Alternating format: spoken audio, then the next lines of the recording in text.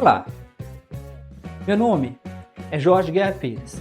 Eu sou doutor em Engenharia da Informação, focado em Bioinformática. Ultimamente, eu tenho escrito vários livros. Eu decidi dedicar parte desses livros ao conceito de divulgação científica. Então, neste podcast, você vai ver vários episódios sobre assuntos bem variados. Esses assuntos envolvem política, religião, e todos eles tentam trazer a ciência para um público geral.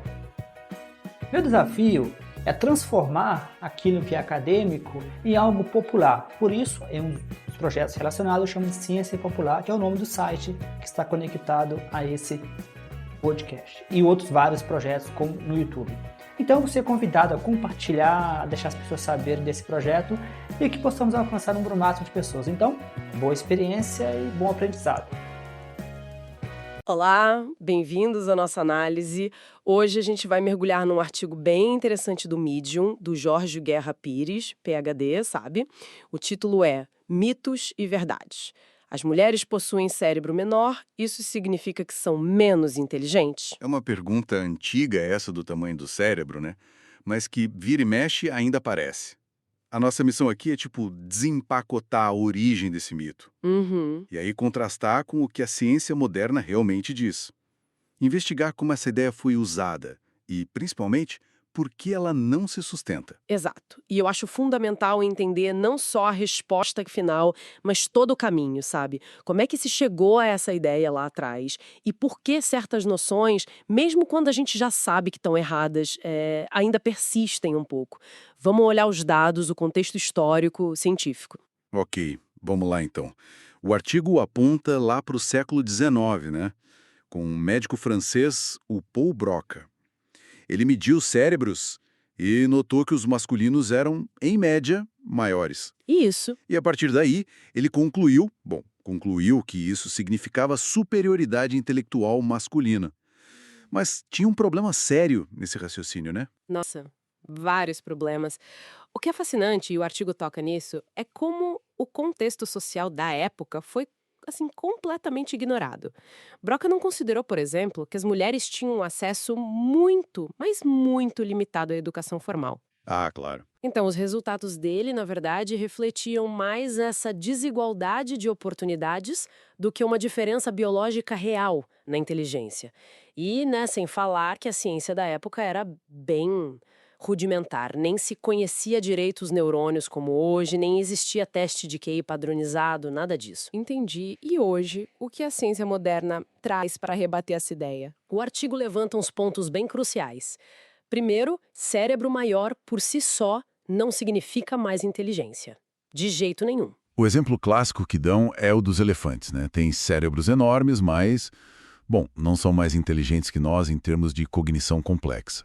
O que importa mesmo parece ser outra coisa. Precisamente. A chave não está no volume bruto, mas na arquitetura interna, digamos. A densidade dos neurônios, a conectividade entre eles, e aí as coisas ficam interessantes. Como assim? Porque, embora o cérebro feminino seja, assim, em média, uns 10% menor, o que é proporcional à diferença média de tamanho corporal, é bom dizer, alguns estudos sugerem uma maior densidade de neurônios no córtex feminino. Ah, no córtex. Isso, aquela camada externa super importante para o pensamento, linguagem, e também há indicações de maior conectividade entre os dois hemisférios cerebrais nas mulheres, o que, teoricamente, poderia favorecer certas habilidades que exigem integração, tipo multitarefa ou empatia, mas isso ainda é área de estudo, claro.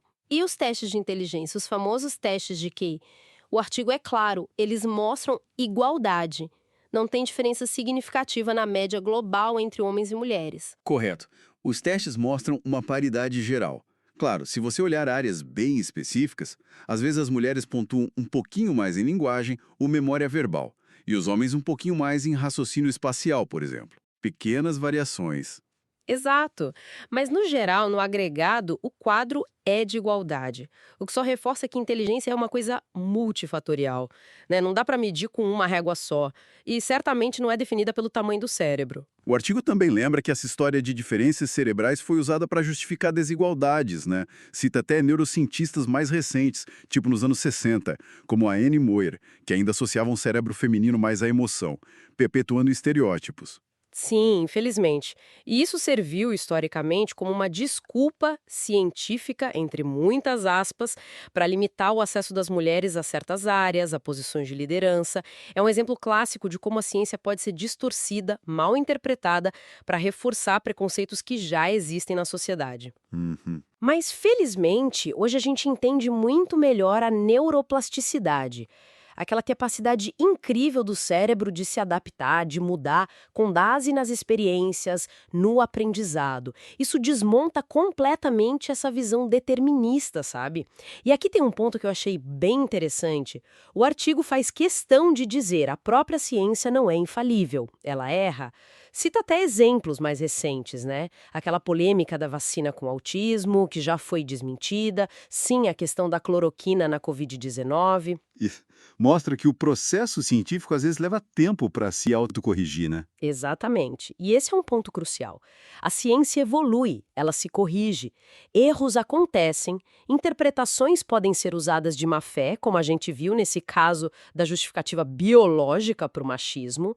Mas veja bem, é o próprio método científico, a revisão por pares, a replicação de estudos, a correção baseada em evidência que faz dela a nossa melhor ferramenta para entender o mundo. Faz sentido. O artigo até menciona que a medicina hoje busca ser mais científica com a abordagem baseada em evidências para minimizar justamente esses vieses e erros. Então não dá para jogar a ciência fora por causa de erros pontuais ou uma conduta, né? Entendi. E para fechar, o texto traz uns fatos curiosos que ilustram bem isso. O cérebro do Einstein era um pouco menor que a média, mas parece que tinha áreas com maior densidade de neurônios. Interessante, né? E os neandertais tinham cérebros maiores que os nossos e nem por isso dominaram o planeta. Parece que eficiência, organização contam mais que o tamanho puro e simples. Sem dúvida. A organização neural, a eficiência das conexões, a adaptação, esses fatores parecem ser muito mais relevantes para a capacidade cognitiva do que só o volume cerebral. Então, o que a gente leva disso tudo? A conclusão do artigo é bem clara, né? Essa ideia de que mulheres são menos inteligentes por terem cérebros menores é pseudociência ultrapassada. Exatamente. É um mito baseado em interpretações erradas, muitas vezes preconceituosas lá do passado. As diferenças biológicas existem, claro, mas não significam inferioridade intelectual. De forma alguma. A inteligência é complexa demais, é moldada pela educação, pelo ambiente, pelas experiências de vida, não dá para definir só pelo tamanho do cérebro. A ciência moderna, com o que a gente sabe hoje, refuta completamente esse mito. Fica então a reflexão final. Mesmo a gente sabendo que o tamanho do cérebro não dita a inteligência, como será que resquícios dessa e de outras ideias científicas antigas ainda podem influenciar, talvez de forma sutil, as expectativas e as oportunidades na nossa sociedade hoje? Fica aí a provocação para a gente pensar. Você acabou de assistir mais um episódio do meu podcast Ciência para Não Cientista. Você pode entrar em contato comigo no e-mail jorgeguerrapires@yahoo.com.br, no e-mail jorgeguerrapires@yahoo.com.br. É bom sempre lembrar que eu tenho vários livros na Amazon, no Google Books. Esses livros estão em formatos bem variados, como formato impresso, e-book, Kindle, audiolivros. Então, você tem toda uma gama de escolha. Existe sempre a opção de fazer uma doação, oferecer um suporte para que eu possa manter o podcast em versão premium e possa manter os episódios por um período maior do que 3 meses, ou até mesmo deixar vários episódios maior do que 2 horas por mês, que é o meu limite. Então, eu te convido a fazer doações para o e-mail, o mesmo e-mail que eu falei anteriormente, que é jorgeguerrapires@yahoo.com.br, jorgeguerrapires@yahoo.com.br. Então, muito obrigado e continue no podcast para ver os próximos episódios e não deixe de compartilhar com seus amigos, com pessoas que possam se interessar. Um grande abraço, até mais, Jorge.